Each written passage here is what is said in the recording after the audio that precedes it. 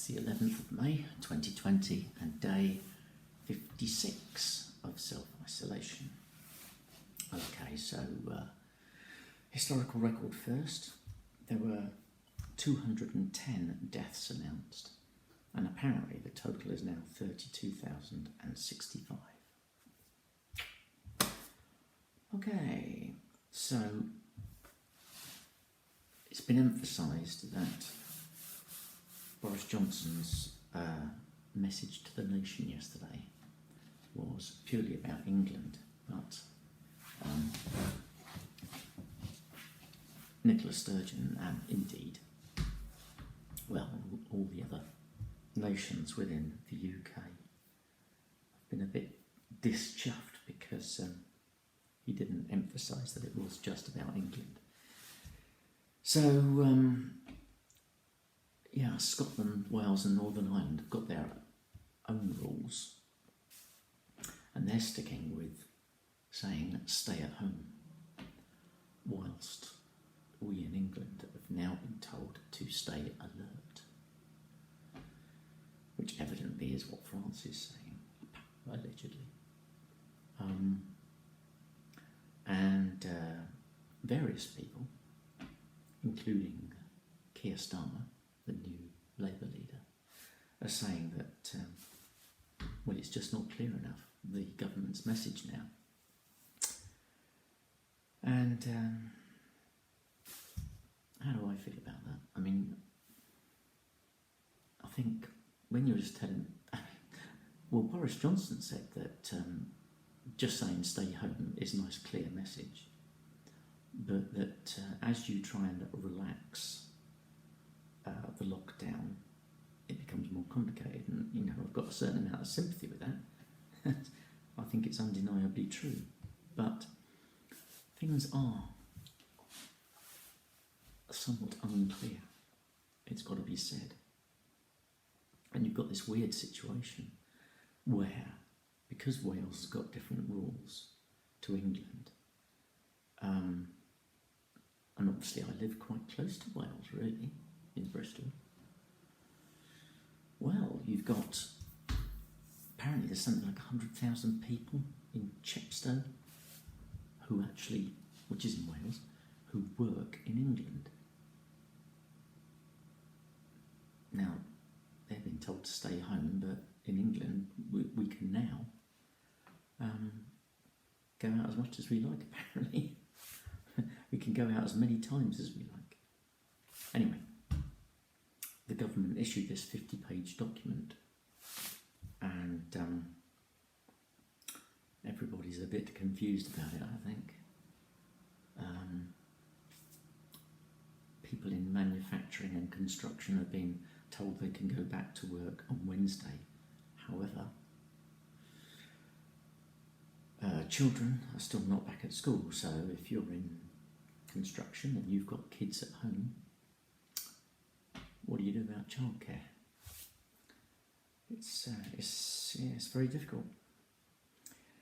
Yeah, from Wednesday we can go out as many times as we want, and we can meet one person from another household, so long as it's outside and we maintain social distancing.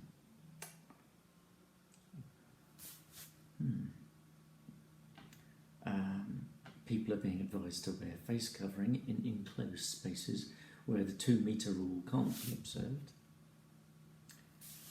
And some sporting events are to go ahead, but without spectators. But everything is conditional upon events, devoid events. Yep.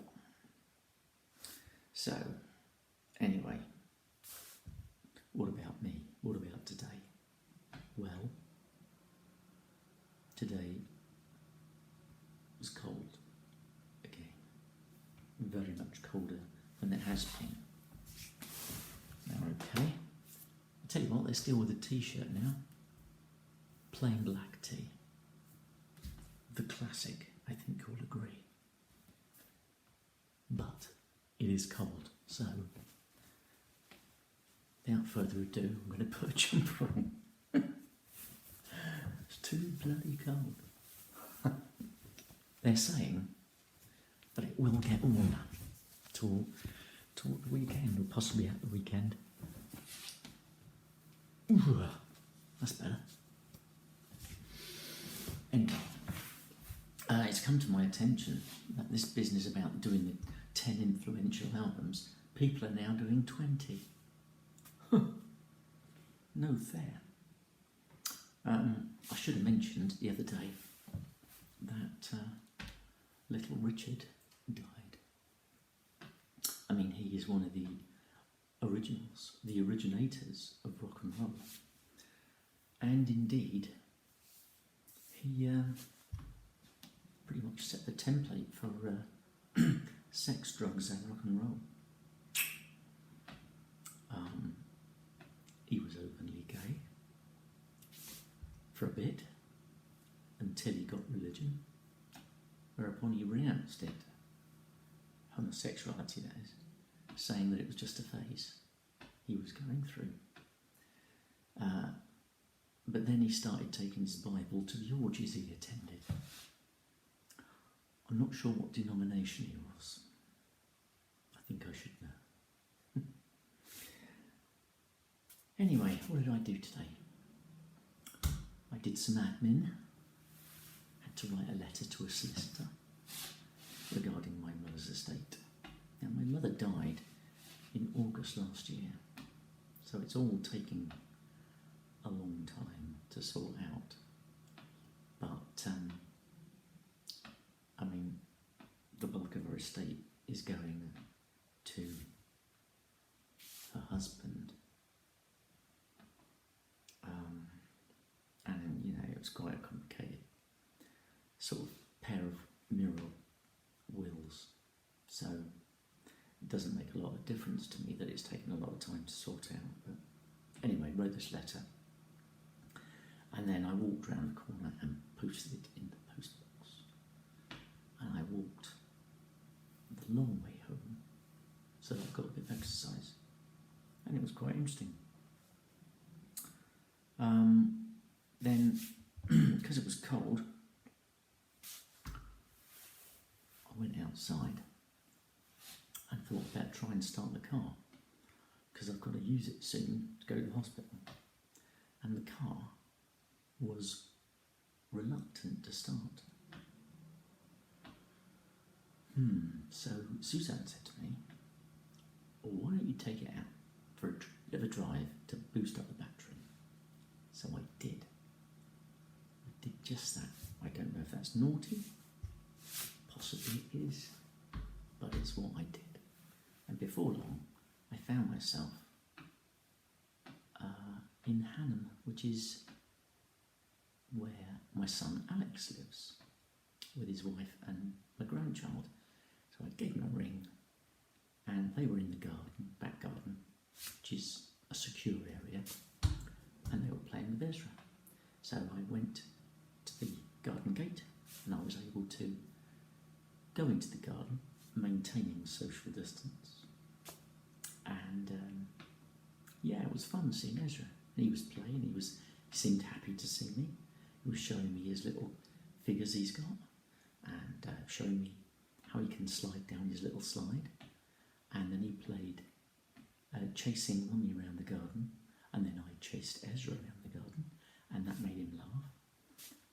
All the time we were maintaining social distance, but he seems to have learned not to come up to people now, which is, you know, it's good, I suppose. Good of him, clever of him, but it's kind of sad.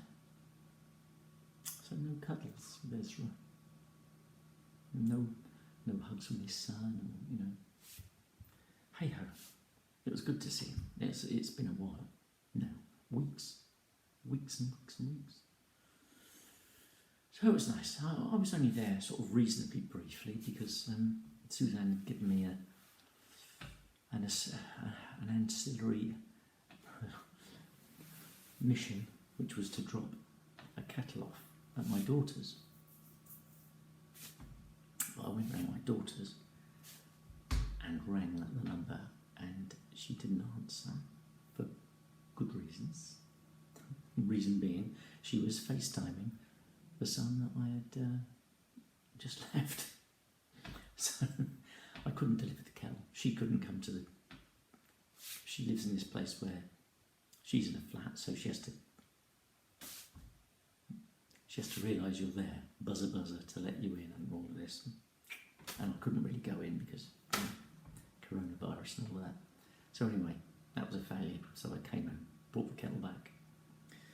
I did a bit more of a screen print design, and it's largely kind of done. I'm just hoping that something I've done will work, and of course I'm not going to know until I manage to print it.